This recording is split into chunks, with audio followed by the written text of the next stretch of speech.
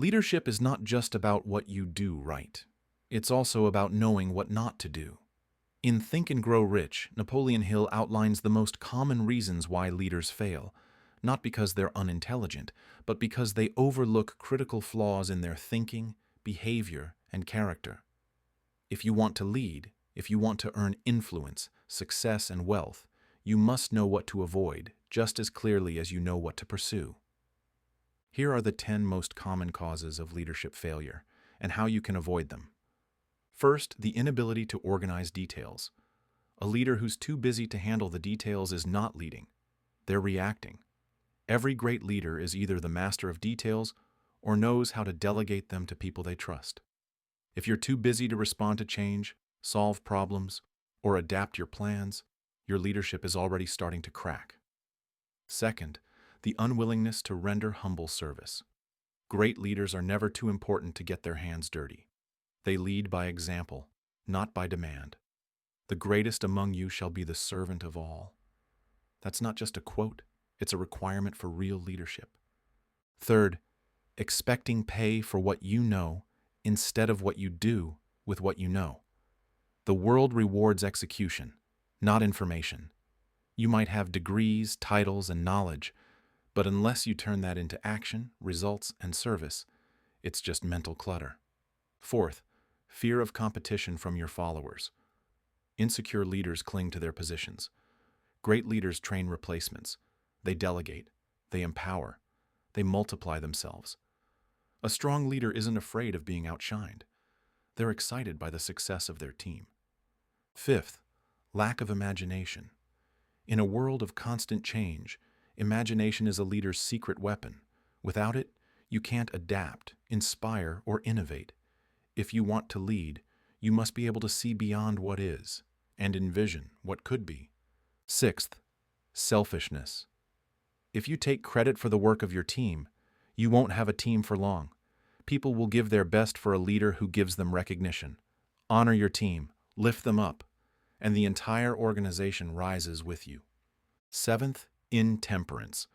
That means lack of discipline, whether it's in speech, action, habits, or lifestyle. Intemperance erodes credibility. It weakens your body and mind. People may tolerate your flaws, but they won't respect a leader who lacks self-control. Eighth, disloyalty. Hill says this should probably be at the top of the list. Disloyal leaders, those who betray trust, gossip, or blame others, are eventually exposed. Loyalty flows in all directions, to your team, your mission, and your values. Ninth, emphasis on authority. True leaders don't have to announce their power. They inspire, they serve, they influence. If you have to remind people of your authority, it means they don't feel it. Fear-based leadership is outdated. It doesn't last. 10th, emphasis on title. If your leadership depends on your title, you don't really have leadership. Real leaders earn respect through competence, vision, and service, not by flashing credentials. Open doors. Invite collaboration. Let your character speak louder than your business card. Now that we've covered the flaws that lead to failure, Hill takes it a step further. He shows us where the next generation of leaders will rise, and how you can prepare yourself for opportunity. He points to politics, where public trust is fading and honest, capable leaders are desperately needed.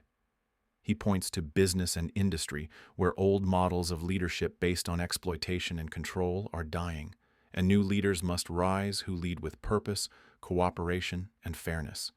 He mentions religion, medicine, education, finance, and media, all fields where transformation is underway and new voices are needed. The world is changing fast, and with that change comes space for those who are ready to lead with wisdom and innovation. And what if you're not in a leadership role yet?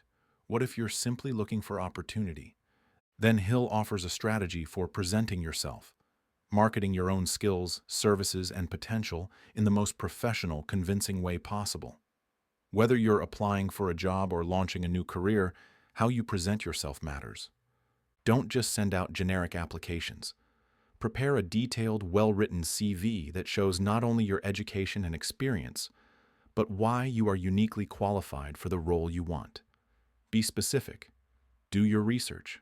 Know the company, the position, and the value you bring to the table. And if you really want to stand out, offer to work on a trial basis without pay for a week or a month. Show confidence in your value. When you do that, you don't just apply for the position, you claim it. First impressions matter. Your CV, your letter, your approach, it's all part of your personal brand. It tells employers whether you're prepared, focused, and ready to lead. So treat every opportunity like it's worth the effort because it is. In closing, remember this. Leadership isn't just a title. It's a responsibility. It's a way of thinking.